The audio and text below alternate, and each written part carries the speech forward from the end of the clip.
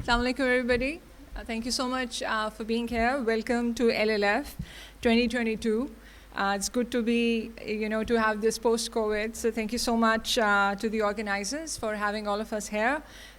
We have a stellar panel here full of experience and insights. We are joined by Ambassador Lodhi, who's a former diplomat, a writer, and an editor. We are joined by Zahid Hussain Saab, who is an award-winning author and a journalist, and by our former Foreign Secretary, Ambassador Najmudin Shaikh Saab. The format of this session is going to be that I am just going to ask one question each from our panelists, and then I'm going to open the floor for Q&A because we have a very interactive audience today, and there are some students here present who are from Afghanistan as well. So I'm hoping that we'll have a good interactive session. With this, let me begin by asking the first question from Ambassador Lodhi. Can you hear me, ma'am?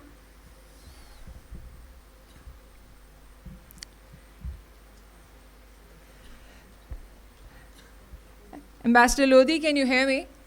Can you hear me? I can hear you, but the screen seems to be frozen. Is it okay now? Yes, it is fine now. Okay, all right. All right.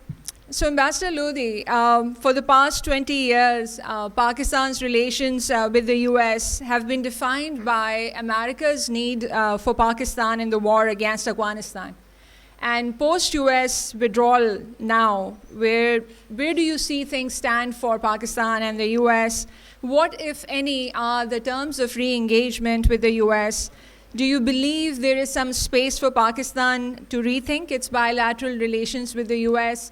And before I give the mic to you, I would like to make a mention of a statement, the testimony that you made to US Senate Foreign Relations Committee, in which you had quoted from Alice in Wonderland that if you don't know where you're going, then any road will take you. Do you think Pakistan today is the Alice in Wonderland with respect to US relations? Over to you, Ambassador Lodhi.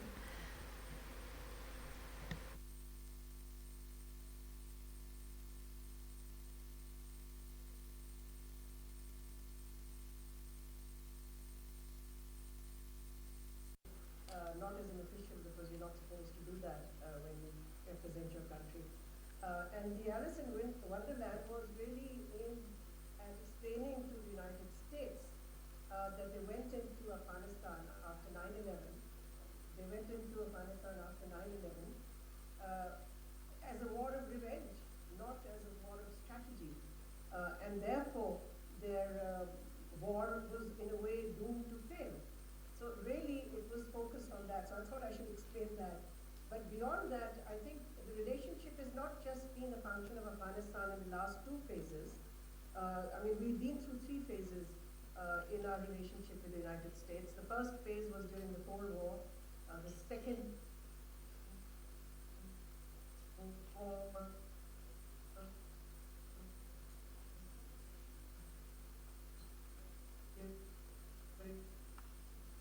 Soviet occupation of Afghanistan, and the third was in many countries saw the relationship with each other as a subset of their very different security concerns. For Pakistan, the United States was part of an external balancing strategy to counter India's power and, of course, its threatening posture towards Pakistan. In the second, when the Soviet occupation of Afghanistan and Pakistan had this relationship, the US-Pakistan relationship, the elephant in the room was Pakistan's nuclear program. Pakistan continued, as you know, and the United States looked the other way only to then impose sanctions.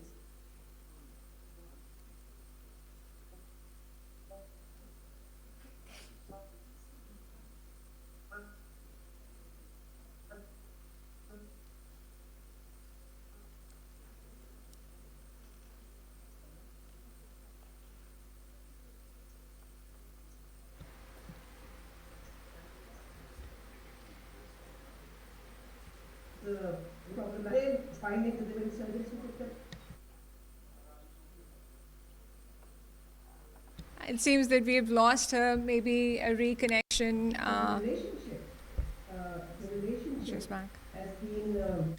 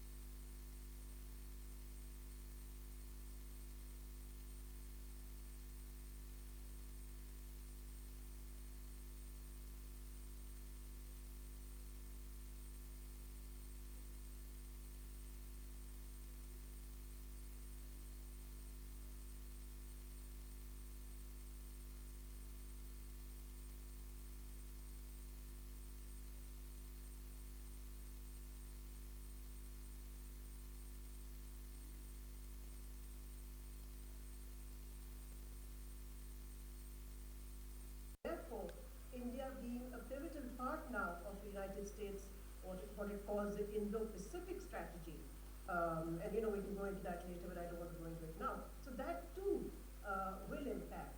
And then thirdly, I think the unstable situation in Afghanistan. Again, Pakistan has wanted greater engagement with Afghanistan on behalf of the international community. So we really don't know. So I think the way Afghanistan and the situation there plays out will also impact on the relationship. So, it is a moment where the two countries have to seek to restructure, redefine, and re-envision and reimagine this relationship.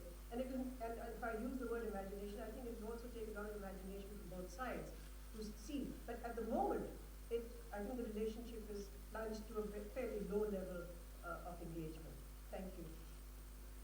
Thank you so much, Ambassador Lodhi. I might come back to you on the points, the 3 points you raised later. But for now, I'd move to Zahid Hussain sir. So in your latest excellent book, and if you haven't read his book, please do buy and read it, No Win War, The Paradox of US-Pakistan Relations in Afghanistan's Shadow. It was released last year by OUP. You have examined how US war efforts in Afghanistan, ruptured its ties with Pakistan. And there were differences in approaches at both tactical as well as operational levels. And they created a bit of a great deal of mistrust between the two countries. But post-US, Afghanistan has its own dynamics with new sets of challenges for Pakistan with respect to Afghanistan and Pakistan as well.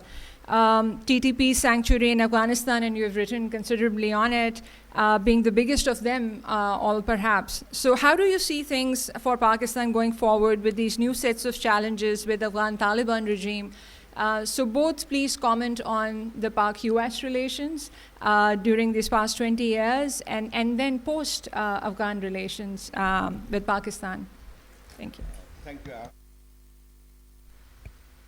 Thank you, Rabia. I think when you ask about Pakistan and US-Pakistan relations vis-a-vis Afghanistan, it all started actually a new phase of US-Pakistan relationship. We had gone through many phases of US-Pakistan relations over the last 50, 60 years. But the new alliance which emerged after 9/11 had a different meaning altogether. In previous actually relationship, we have seen that there was some convergence of interest between the United States and Pakistan. But the new alliance, which emerged after 9/11, had a different nature altogether. Because before that, before 9/11 happened, Pakistan and US were pursuing completely different and opposite policy in Afghanistan. But 9/11 happened and everything changed. And before that, in 1990s, we all know actually the relations between Pakistan and US had actually hit the low. But what happened actually afterwards? Two things. Number one, for United States, Pakistan was very important. for actually to deal with Afghanistan and deal with Al-Qaeda. 9/11 terrorist attack has changed the world. And in fact, actually, the masterminds of 9/11 happened to be in Afghanistan, and that was one of the reasons why Americans went inside Afghanistan. And for that, Pakistan's role was very much important. And I think probably because United States did not have much of an idea what was happening in Afghanistan. It was Pakistan, it was deeply involved in Afghanistan before that. So in a way, actually, Pakistan did not have any choice.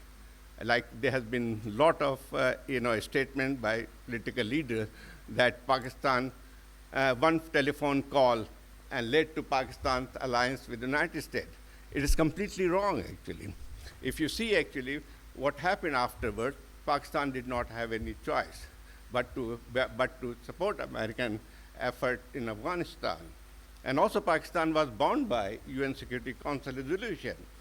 But certainly the objective of United States and Pakistan had varied actually. As far as their fight against Al-Qaeda was concerned, there was a huge cooperation. Most of the Al-Qaeda leaders were arrested or captured in Pakistan or killed there, and there was a huge cooperation between the two. But on Taliban issue, there has been differences from the outset. When Taliban were ousted from, or when American invasion of Afghanistan started, from the very outset, Pakistan had taken a position that that the United States should also talk to what Pakistan called reconcilable Taliban. And that has been the differences between the two countries, how to conduct war in Afghanistan from the very beginning. That continued. And a very strange situation that throughout this period, Pakistan had continued to insist that there should be some kind of political settlement of Afghanistan, and the war cannot be won there. So that has been also the cause of strains between the two countries. And it's a very strange relationship, if you see actually throughout this period. One cannot say that there was a huge cooperation on one side, but there were also differences. And that's why actually it has been named as a frenemy, that on one side they had been supposed to be a friend, and on the other side they were also considered enemies. And so this is the nature of US-Pakistan relations in Afghanistan. And very strangely, that while Afghanistan was the reason for them to be together, it was also been the cause of strain between the two countries. But after the exit of American forces from Afghanistan, the nature of relationship has completely changed. And in fact, actually, it has come full circle, this relationship. We have gone back to the same position when we started before 9/11. And so we are at, because it was Afghanistan where Pakistan support was needed, and this cooperation to that level has come to an end. But it's a different situation now. It's still actually Afghanistan remains the major issue on which there still need to be some kind of cooperation. While seeing actually there's a lot of talk about the Americans have betrayed us. And one thing is very clear, that nations make their relationship based on their national interest.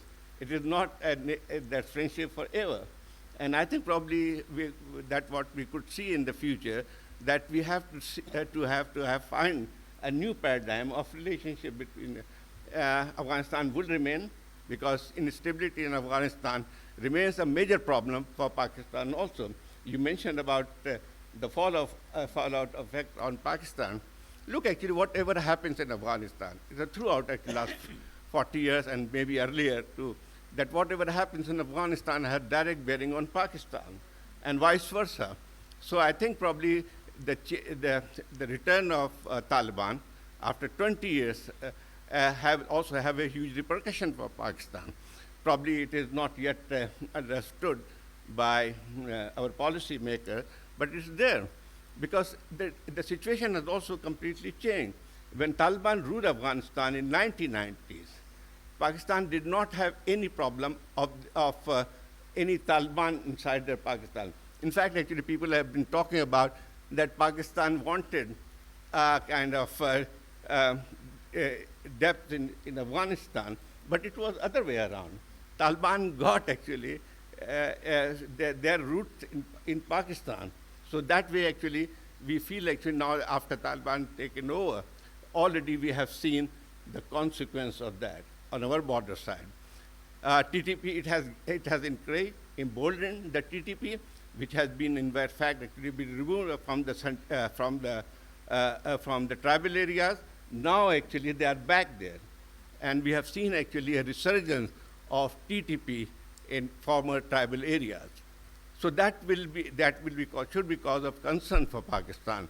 In fact, actually, if you see that Pakistan was compelled rather to start some kind of negotiation with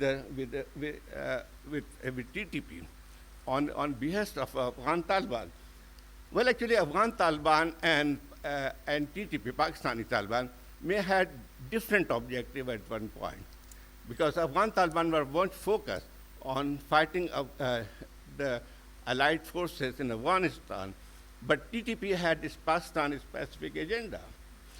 Pakistan had to go for military operation, and that's what we have seen the consequence of that. Most of the Pakistanis, about 5,000 Pakistani soldiers were killed. But now they will have to deal with a new situation. And in fact, actually, at the point of time, the other issue is that continuing instability in Afghanistan will also have a direct bearing on Pakistan. We have not seen an influx of large number of refugees, but if the situation continues like that, we will see more refugees coming to Pakistan. Thank you. Thank you so much. I'll also come back to you with some of the points that I've noted. But I'll move to Ambassador Najmudin, Sheikh Saab. You have been engaged with Afghan affairs as perhaps one of the most critical times in the history throughout the 1990s. I would like you to share your thoughts on what lies ahead in Afghanistan, especially in the context of great power competition. And would Afghanistan once again be eyed as a war theater, or would forces join hands to make it a conduit for economic connectivity? Thank you very much. I just thought that before I turn to the specific question you asked, a little bit of background. Bin Laden went to Afghanistan via a C-31, which was only possible if the United States government had sanctioned it. He arrived there in '96. I was then Foreign Secretary. I wrote a letter to our intelligence agencies that keep a watch on him, because his presence there is going to make a problem for us. I don't think any particular action was taken on that. But the second thing that I wanted to mention was that people say that Pakistan created the Taliban. We did not. We might take credit for it. We did not. We jumped on the bandwagon. The Taliban came into existence because of the truck mafia. When you were going to Kandahar and you had to pass these 8, 10 checkpoints at which each imposed a fine, the truck mafia said to the Taliban, to the people who were not Taliban at that time, they were in the seminary, they were Nabi Muhammadi's ordinary sipais, not officers of any sort, but the ordinary sipais. They were in a seminary, and they emerged from there purely, in my view, purely on the call of the truck mafia, which said, we need safer passage. Would you please clear this from us? And they did. Then we said that the Taliban are our boys, and I can tell you that the Taliban said, who is Nasrullah Babar? Nasrullah Babar is a man that I admire greatly for what he did earlier. But in terms of claiming that these are our boys, the boys refused to recognize that Nasrullah Babar was anything in terms of the creation of their movement. So we have this as a backdrop that we have to look at. We also have to look at the fact that when in 2001 the Americans went in, who did they rely on? All those people who then opened up narcotics, who opened up all the ills that were associated with Afghanistan, came about at that time, because then the Taliban, for whatever period they had been there, had prohibited the cultivation of opium, and very successfully. There were only 800 tons of opium, and that was in the north, not in the areas controlled by the Taliban. So this is the backdrop that we have to look at in trying to understand. What did the United States do while it was there? It kept NATO out, CIA cowboys who rode through carrying their guns and their satchels of money and bought their way through, and which resulted in the Dostam incident of people being packed into cartons, etc. These are the dismal aspects of what went in the past. Now, I think that perhaps this is only venting my own feelings on this, but the important thing is where do we go, and what does it do to Pakistan? For Pakistan, peace in Afghanistan is essential, because any disturbance in Afghanistan will not only be reflected but will be multiplied in Pakistan. We have already seen that there has been an enormous increase in terrorism incidents, some related, some perhaps not related, but in which my own assumption is that a great deal has resulted from the fact that there are shelters and sanctuaries in Afghanistan. Zahid talked about the TTP and negotiations with the TTP.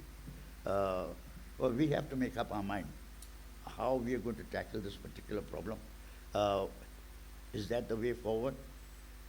I am not now sufficiently au courant with what is going on to be able to say that this is wrong, but I am not in a position to say this is right either. Whether this is applicatory or whether this is very diplomatically advanced, I don't know. I at the moment, I'm holding judgment and abeyance. Now, what we should look at is, do we have recognition of our border? We have to finish fencing our border. There's very little left. That fencing will be completed, and we must complete it irrespective of whatever objections are raised on the other side.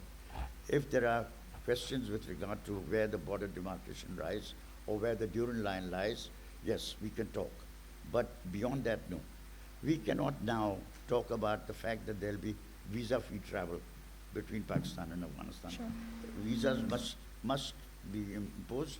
You can make a special dispensation for the tribes that are shared. 3, we have to look at the advantages that can flow. We talked about our national security policy being based on connectivity. Now, if that is going to happen, that means that our trucking industry must be able to progress, and the Afghan trucking industry must be allowed to progress. One of the things we can do for the Afghans is to allow their trucks to pick up things, but even more importantly, to persuade them that the right way for them is not placating the truck mafia, but much more relying on the Pakistan railways and the extension of the railways into Afghanistan. This is another step that we can take. 4, right now we are in the process of importing 3 million tons of wheat.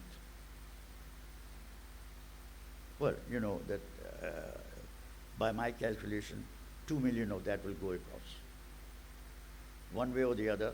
And frankly, I think we have always calculated that the Afghan needs will be met from here. There are flour mills in the tribal areas which exist purely for this particular purpose. I think that is something that we must accept, that Afghanistan with its droughts and with difficulties is going to depend on that. Let us now also address the fact that 24 million out of the 28 million population is going to be poverty stricken, is going to be starving. The United Nations has asked for 8 billion in assistance, 3.5 and 4.5 for humanitarian assistance and for food. On the 31st, the United Kingdom is having a conference for pledging. I'm afraid that given the example, right now the Europeans and the Americans are having to deal with the fact that there are 3 million plus refugees in Europe. And realistically, that is going to be their first priority. How are they going to react in this conference on 31st is important. But if we look for an indicator, to me the indicator is what happened when they sent out a call for Yemen. Yemen, the United Nations appealed for 3.1 billion.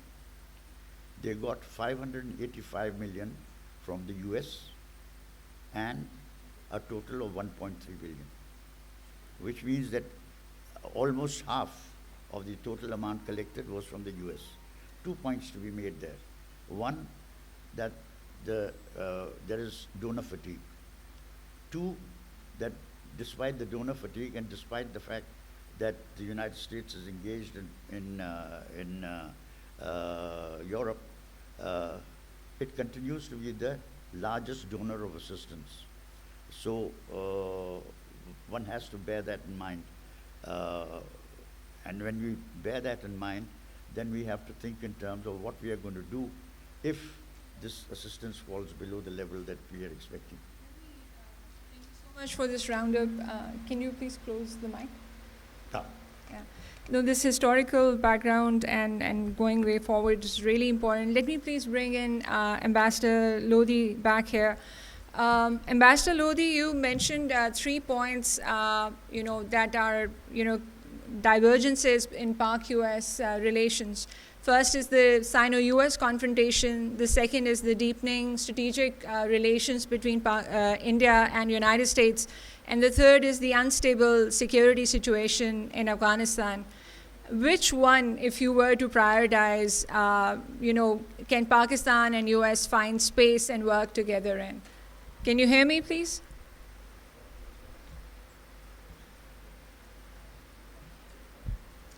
Do we have Ambassador Lodhi? Okay. All right, sure. She's disconnected. She might reconnect again. I'll ask the question from Zahid Hussain sir. So there are challenges in Pak-Afghanistan relations, and when Taliban took over, everybody thought that Pakistani proxy is now in place. But there is a set of challenges that Pakistan is facing. One, border fencing, mentioned by Ambassador Najmudin Shaikh. TTP is another one that we have. Non-recognition of international border, on which we have no guarantees from the Taliban, is another one. How do you see this set of challenges, and where does Pakistan find space to work with the Taliban regime and get them on board on what our priorities are? Well, I think, yes, the general impression is that Taliban are Pakistan's proxy. But I don't think it's such a straightforward thing. Yes, actually, one can say that without having sanctuary in Pakistan, Taliban would not have been able to regroup and actually wage war on the light forces. To some extent, yes, actually, this Pakistan's help or having sanctuary in Pakistan had helped them a lot. But to say that they are proxies, I think that may not be correct, fully correct. Taliban have taken their own position. It was kind of relationship of expediency, because they needed to have the sanctuary and space to operate, but not much more than that. Well, actually, this also been said that Pakistan played a role, yes, in bringing them on negotiating table. But I think Pakistan may have played some role. But if the Afghan Taliban did not want to talk to Taliban, want to talk to Taliban, Taliban would not have spoken. They, from the very outset, they were prepared to talk to Americans. They never actually wanted to talk with the Kabul government. So that was the difference. Now, how to deal with the Taliban government? Look, actually, in 1990s, I said when Taliban were ruling Afghanistan, Pakistan did not have the same kind of problem inside, of militancy inside Pakistan. And that they got strategic depth. And Taliban have lots of allies. If you go to Quetta, you go to Balochistan, you could see actually how many madrasas are providing help to Taliban in Afghanistan. And I saw a little while actually, Mullah Yaqub was addressing a madrasa. This madrasa is a student in Quetta, and it was actually packed. Thousands of students were there. So that is going to be quite a scary situation. And as I said that TTP and Afghan Taliban may have different objectives at one point, but their worldview are the same. They are not very different. And in fact, actually, when TTP was formed, they pledged their allegiance to Mullah Umar. And in fact, actually, if you have read recently the statement of Nur Muhammad Masood, probably, he said that we are part or extension of Afghan Taliban. So these are the challenges Pakistan would be facing. And to expect that Taliban will be, well, actually, they will need to have some friends here, and they would try to cooperate with Pakistan. And it's also Pakistan's interest to have some kind of relationship with the Afghan Taliban. But one should not be in any illusion that it will be a kind of relationship between proxy and master relationship. That is not going to happen. And in fact, already some of the signs are emerging. Well, actually, Pakistan's position is also, as international community, is the same dilemma Pakistan has, and the same dilemma as the international community, that yes, Taliban have taken over Afghanistan. That's a reality now. And now, actually, the problem is that if Taliban fails, then what will happen?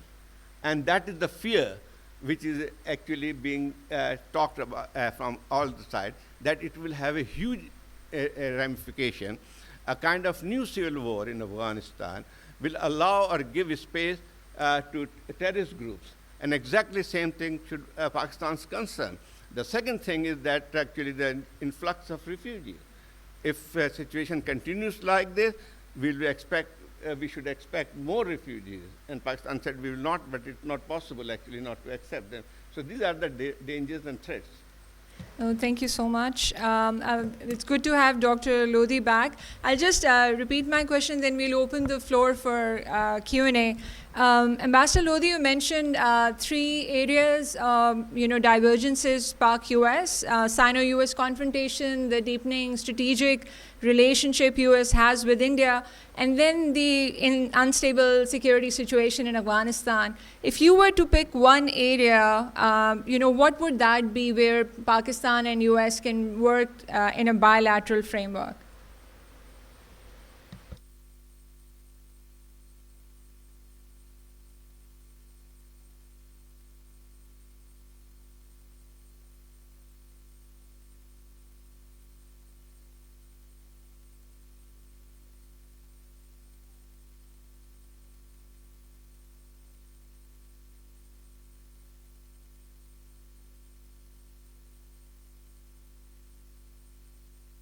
We have very different worldviews at the moment.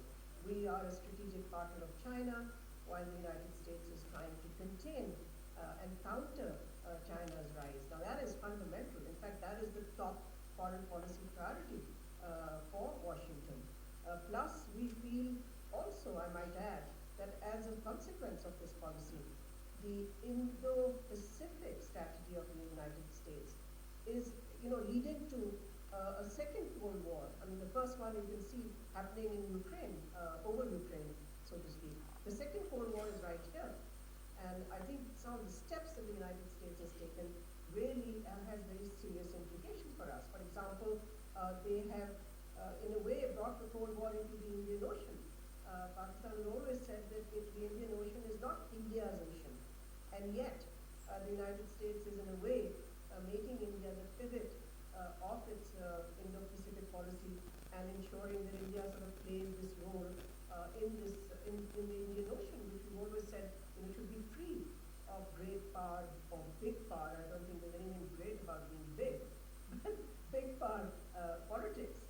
I think the bilateral content that Pakistan right now, I mean, the policymakers wish to see is to broaden the base to embrace economic, trade, commerce, investment, education, IT, so that really would also, I think, would depend on two things. One, how strong Pakistan's economy is itself. You've got to have something additional to export if you want a more robust trading relationship. Pakistan is still stuck with 2 or 3 items of major exports. So, we've got to also diversify our export base. So I think a lot of what we need to do in order to be able to engage the United States along on a different path depends, one, on our economy, the strength of our economy. Two, I would say the strength of our governance system. I mean, if we are perpetually in crisis, countries move on. They look for other countries to engage with. And this is something that we have to also look within and see how we can address, the fact that we seem to lurch from crisis to crisis domestically. I edited a book a few years ago called Beyond the Crisis State. It was a book based on optimism about the future, because I and my others who contributed to this book, Zahid was one of them. It was based on our shared optimism that somehow we can move beyond crisis and become a stable, normal state. So I'll end it there, Rabia. Thank you so much. Let's see how much of this optimism is shared by the audience. I'll now open the floor. Do you want to make a comment? Sure, please go ahead. Let me, try and complete what I was trying to say earlier about where our relationship with Afghanistan should lie. We should recognize that we have difficulties, but we also have opportunities. Today, the Taliban have virtually eliminated corruption. Now, that's a very great advance in terms of the bureaucracy that existed in Afghanistan. Apparently, now the bureaucrats are functioning relatively free of corruption. This has meant that their needs are going to be reduced considerably. When the United Nations asked for 8 billion, my own estimate is that they may be able to make do with 2.5. Second thing that we should remember is that when we talk about Afghan refugees in Pakistan, the United Nations High Commission for Refugees talks about 2.5 million registered. But there are at least another 1.7 who are unregistered, and another 1.7 who have obtained fraudulently Pakistani documents. We must remember that now in Karachi, there is a very large concentration of refugees, of Afghan refugees. The road to Hyderabad is now what used to be theoretically thought of as the Afghan National Party, ANP's stronghold, is not really. It is now a Taliban stronghold. And we must recognize what this does in terms of our internal ramifications. Therefore, we have to be very careful and very clear on what our objectives in Afghanistan are. We know that they are going to have needs.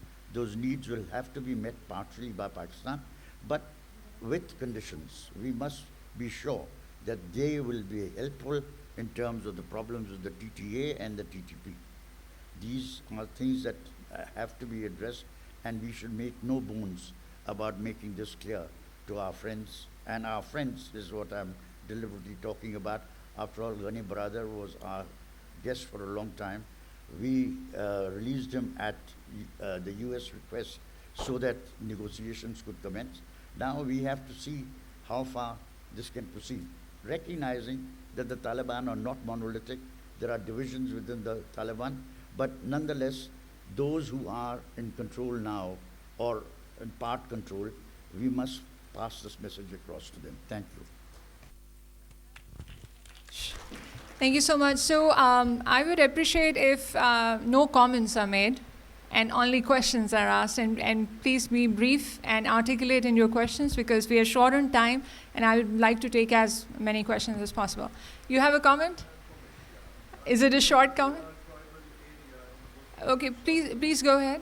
But this is the only comment I'm allowing. Please, So much. go ahead. My name is Naushidullah Shah. I'm an architect and I'm the president.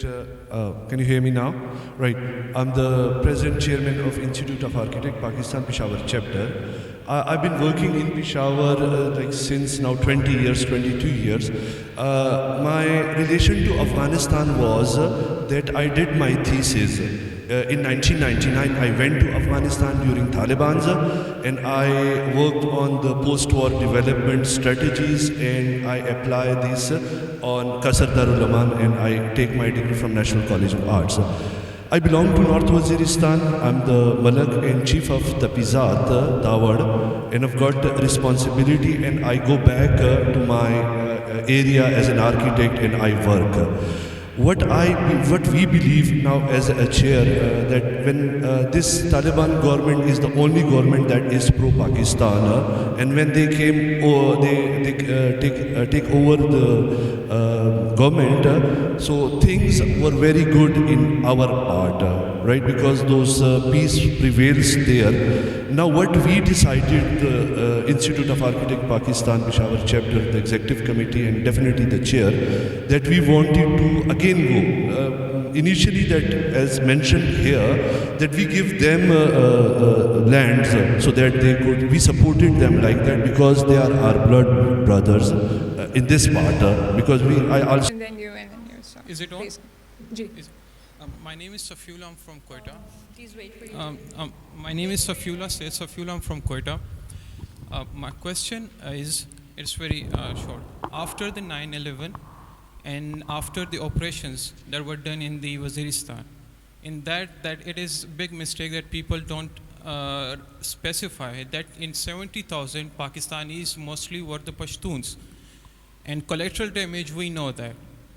Pakistan got the funds, but they didn't invest. The investment is still remaining and the areas are still devastated. Now that after Taliban took over, we know, and it is the fact that again in the tribal areas there is a presence of TTP. What is TTP doing? It is doing bad. It is doing targeted killings. It is doing abduction to the Pashtuns. It is happening to the Pashtuns, to the tribal leaders in the Pashtun areas, in the Pashtun capitals. For example, Quetta, Peshawar. We fear, and we know why is this happening. It is because of the, interfering in the Afghan affairs, proxies. But right now, my question is that we fear, again, since there is the presence of Taliban, again in the tribal areas, we now fear another operation. And we cannot bear another cost of the operation. So please, can you define any kind of a policy which can overcome, which can prevent another kind of operation, which will bring another devastation, maybe in Balochistan's tribal areas, after Waziristan?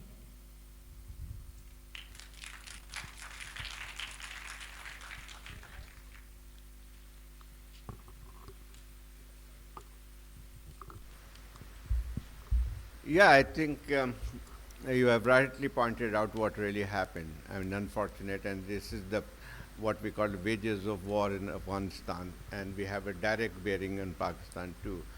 Yes, actually, there is a threat and danger that if we don't take any timely action, we may actually have to go through exactly the same situation which we faced earlier, and the symptoms are already there. As we pointed out that South Waziristan and North Waziristan, if you could see the resurgence of terrorist activities, and lots of people have been killed. In fact, actually, if you see, over the last 4 months, more than 100 Pakistani soldiers have been killed and martyred, and that's a big number. And they seem to have much more sophisticated arms. Some of the recent incident shows that they have better equipped, and they have a better, now the sanctuary across the Afghanistan is big actually, like according to one estimate, there are 5,000 to 6,000 TTP members are operating from other side of the border. So well, actually, yeah, actually it's a kind of, where Pakistani policymakers should know about how to deal with this situation. There may be actually some kind of celebration that Afghan Taliban have come to Afghanistan and everything will be fine and there will be first pro-Pakistani government. I don't think that's going to happen this way. Thank you. I think you pointed out one of the very, very difficult problems that have arisen right now. And to tackle them, we have to think in terms of what we did in 2014, Rabia after the attack on the public school in Peshawar. And that sort of action must be taken with no ambiguity, no thinking in terms of where are the reconcilables, where are the irreconcilables. This has to be straightforward action with regard to clearing the areas that are now under threat. And that is one of the things that the government has to take a firm stand on, by my reckoning. Thank you. Thank you. One question here and one here, please. And I believe there are some Afghan students here as well in the audience. Please get the mic because the light does not allow me to see your faces up there. All right. Yeah, this is better. Thank you. Okay, please. My name is Riyaz Khan Babar. I belong to Zob district, Balochistan. My question from Mr. Zahid Saab. As sir, you said that after the catastrophic incident 9/11, so it was the compulsion of Pakistan to be partner of the USA on the war of terror. Sir, my question is that what was the actual compulsion of Pakistan to be partner of the USA in the war of terror when there was not a direct trade by Afghanistan to Pakistan, and Pakistani policy makers and brokers knew this thing very explicitly that Pakistani nation will bear the brunt of this decision in the present future, because Pakistanis were experienced in the 1979 war between Russia and America in Afghanistan.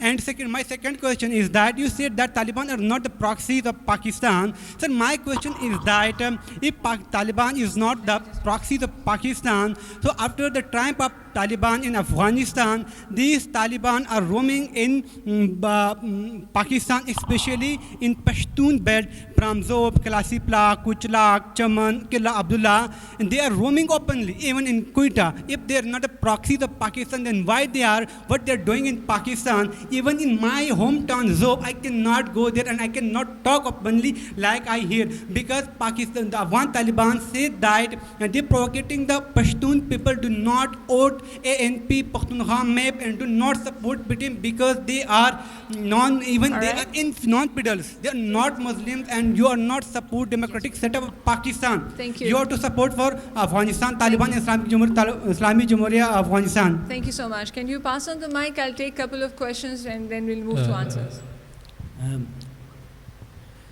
So I am Alizia Jaffrey. I have a couple of questions from Dr. Maleeha Lodhi. All of you here sitting have written on and worked on how negotiations are done and have negotiated for many years. One of the things that we have realized over the past 22 years at least is that at times Pakistan sold itself short. We could have had the agency and we could have used the agency to negotiate better. Even if we had compulsions to join the US war post 9/11, I think we did not use the agency which we had at that time, and we could have used it better. So with the relationship ruptured at the moment, Dr. Lodhi, what do you think is Pakistan's agency? How can that be used? And my next question is that you're trying to identify some of the irritants in Pak-US relations, but I think there's a window that both can exploit. Given the Russian-Ukrainian situation, there is more amenability on part of the US and Iran to rejuvenate the JCPOA. So could Pakistan, who has always been willing, especially under Prime Minister Imran Khan, to play a role in bridging the gap between Iran and Thank you USA, so much. can Iran be that point where Pakistan Thank and you. US can do well. Thank you. Can please mic be given here? Ma'am, In fact, I was expecting some critical reflection on the Pakistan's stupid Afghan policy for over 20, 25 years or even 40 years.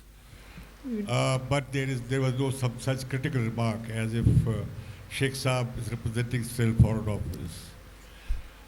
My question is, how do you assess, will Taliban take us along with them down the drain? And what is the possibility of that? And how should Pakistan be preempting that?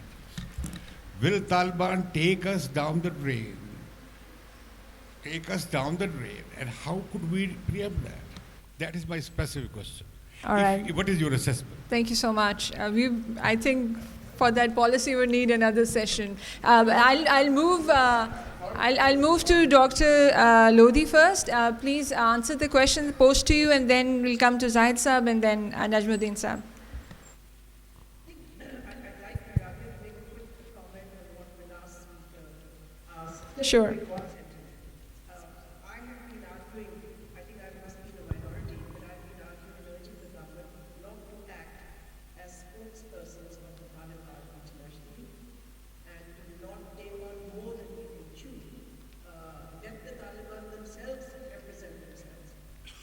Fine, Pakistan should extend humanitarian assistance, do whatever it can in asking the international community to engage, but we should not become the ambassadors of the Taliban, because then if things start going wrong, and even if they don't go wrong, why should we take on a kind of guilt by association if they engage in practices that we do not approve of? I mean, for example, TTP, and I won't go into that because that question has been adequately answered. Now, on the Pakistan-US relationship, I just want to make, I happened to be the ambassador there at the time of 9/11. And as Zahid rightly points out in his book, Pakistan had to do what it had to do. You have to comply with UN Security Council resolutions, end of story. And there was a UN Security Council resolution immediately, 3 days in fact, after 9/11. So that was the compulsion that Pakistan faced. But I will sort of share with you what we said to the US at that time. We said to the US, as much as we could in those intervening critical days. The US, as you know, was in a state of deep anger and anguish. This was the only attack on the United States mainland out of Pearl Harbor. So this was a big deal in the United States. So the anger and the grief, whatever you want to call it, we said to the United States at that time, do not go to war. Find a way to resolve this. And we can help you to the best of our ability. But the US was, it was a war of revenge, let's face it. Because the US did go to war. We also said at that time, said that early on, make a distinction between Al-Qaeda and the Taliban. It is Al-Qaeda that attacked you, not the Taliban. Yes, the Taliban provided refuge to Al-Qaeda, but if you distinguish between them, then you won't get involved in something that you are unable then to proceed with. And the third thing he said, and I remember President Musharraf's very clear statement on this, now he said it publicly as well, other things he said privately. He said, if you have to militarily intervene, not that we were enthusiastic about it, then make sure your intervention is short and surgical, were his words. So in other words, what we were saying was, don't become an army of occupation. If you occupy Afghanistan, then fake that before you was the same that as before the others before you. So this much I would say, just to set the historical record straight. The point about negotiating well and not well, that's a matter of opinion. Countries always try to maximize what they can get, what they can do. But be careful when you say this, because we are the ones who complain about a transactional relationship. So be clear. What is it that you are trying to transact with them? Are you taking a position which is based on goodies, or are you taking a position because it is in your interest to take that position? So I think that is a distinction that you always have to keep, because otherwise don't complain about the relationship being transactional. And fine, if it's transactional, it's transactional. But I have to say, even at that time, Pakistan sought whatever it could to do in its own national interest. And in the future also, I think our relationship, yes, I pointed out not the irritants, I pointed out the obstacles. Irritants are minor things. Obstacles are huge. When you have a country whose first overwhelming foreign policy priority is containment and confrontation with China, where does that leave Pakistan? I mean, the space is narrow. But I do think, where I do agree with the questioner, is that there is space between America's contained China policy and America's India being pivot of its contained China policy, actually. There is still space for Pakistan and the United States to normalize the relationship. But I think we have to, as somebody who's worked on this relationship for many, many years, we've got to be very realistic. If we set our sights low, I think we can then build from there, rather than set our sights high and then get disappointed, and then we get into this, what I recently wrote. We shouldn't get into this dividend lover circle. I mean, interstate relations are based on interests. They're not based on emotions. So, this narrative, which I think is very self-denigratory, I mean, it's really, it denigrates us, which is, you used us, you did this to us, I mean, there's nothing more disempowering of a nation than people who go around with that narrative. The question then arises, why did you get used? I mean, if it's that bad, then you should have got out of it. But 10 years later, you can't go around trying and sort of, waiting. Waiting is not strategy. It's not policy. Thank you so much. Very well answered, Dr. Lodhi. Zahid Saab, what were our compulsions, and if they're not proxies, what the questions asked from you? Well, before you answer the question, please, I have a Afghanistan is a golden news for Pakistan's capital.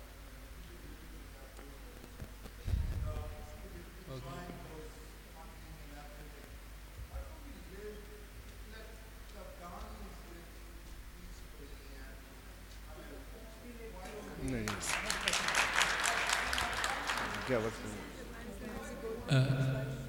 live peacefully and Ma'am, I have a question to. I think, I think that's what I exactly said earlier, that in fact, actually, it's not Pakistan which got a strategic depth in Afghanistan. In fact, Taliban got a strategic depth in Pakistan, and that's very much actually evidence of whatever you said. In Balochistan particularly, if you see actually the Taliban, the presence of Taliban, I have been there many times over the last 20 years, and I know actually exactly what was happening there. And that has been the consequence of the war or the war on the other side of the border. My argument is that when you talk about that they are proxies, my objection, proxy is not like actually they will obey your order. It's not happening. And if there were proxy, then there should not have been any problem. I don't think that in the long term Pakistan will have to have a lot of problem from Afghanistan. There's no doubt about that, and this time actually much more serious, because it's basically their proxy, in fact, with TTP and others, which are operating as an extension of Taliban, Afghan Taliban. They actually pose greater threat to us actually than what we can do. Well, actually, on principle, yes, actually, the country should keep out of the other conflict. That is basically should be the principle, and that should actually will help us to achieve peace in this country. But the problem is that it's a kind of unending war on which basically we have also been pulled. It's not like actually, I don't agree with this word that that Afghanistan is now actually with us and then we can reap the benefit of it. No, that's not going to happen that way. And I wish actually Pakistan could have actually kept themselves out of this war, as not only this war, but it has been going on for the last 40 years. But could it have been possible? I mean, like ideologically and principally we could argue about that, but the world is not so simple. So we are actually in the midst of war, and Pakistan is basically, if you see over the last 40 years has been frontline state in 2 wars, and both involve superpowers. And that is basically the cost we are paying, and we are, it's not, that has not ended yet, and it will continue for a while. But it's also actually that one could say that the geostrategic position sometimes also could be a very damaging for a country. Thank you. Thank you so much, Zahid Saab. I'll let Ambassador Najmudin Sheikh Saab take the last word, but we have somebody who has had the mic for the longest time, so absolute last question, and then I'll let Najmudin Saab answer. Please go ahead. My name is Misam Javed, and my question is for Zahid Hussain. My question is actually why Pakistan's position looked tenuous in face of the new wave by ISIS, Khorasan and TTP. It just looks like Pakistan is back to square one. Why Pakistan is again failing to deal with those groups?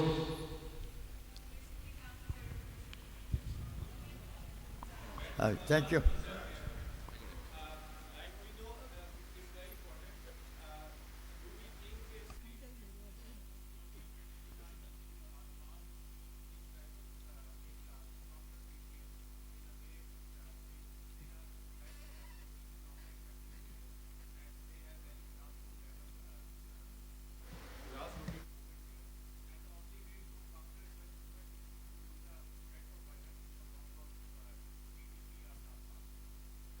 So there is a contradiction in that question itself. You're referring to Afghan Taliban, or you're referring to TTP, which is anti-state? Like many friends said, TTP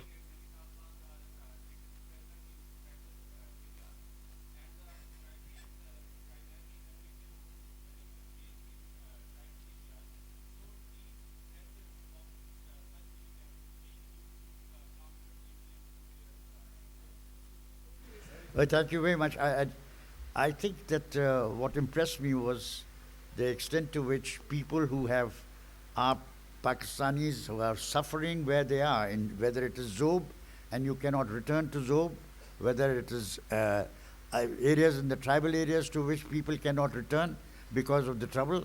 This is exactly what we are suffering from. And this is exactly why we need to do 2014 again. Zarbe-Azb was a success, but then it lost its momentum. It has to be done again, and we have to recognize that this is what Pakistan's interest calls for.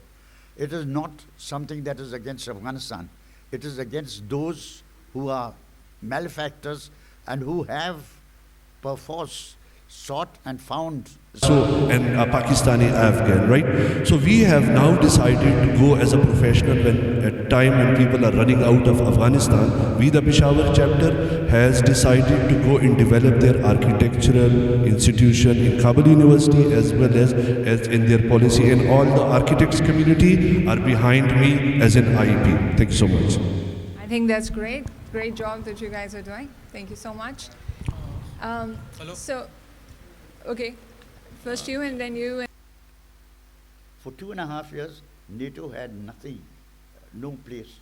It was only what American newspapers talked about as a sanctuary in Afghanistan because of old relationships. And you know, old relationships in Pakhtun society, or for that matter, much of Pakistan society, those old relationships do count, and they are not easily set aside. We have to work on making sure that those relationships are set aside and we are able to achieve what we want to achieve by ensuring stability within ourselves also. Because if we do not have stability, we do not have time for our leaders to sit down and think, for our intelligence agencies to focus on these issues, then obviously this task becomes doubly difficult. And it becomes doubly difficult for those who are living in the areas that are under threat right now. So again, please, let's get our act together. Let's ensure a degree of stability which will allow us to focus on this particular problem. Thank you. So much. Wow, I think I should say wow, if you've seen the memes of wow. Afghanistan is one subject which is like really hard to wrap and have an absolute consensus on. But I guess, it's funny that we talk about and hear constantly in the literature references to trilemma where Pakistan, India, and China are concerned. But this is a trilemma of sorts as well, where Pakistan, US, and Afghanistan have been engaged for the past 40 years. I would like you to join me in thanking our panelists for today and a robust round of questions as well. Thank you. Thank you so much, everybody, for being here.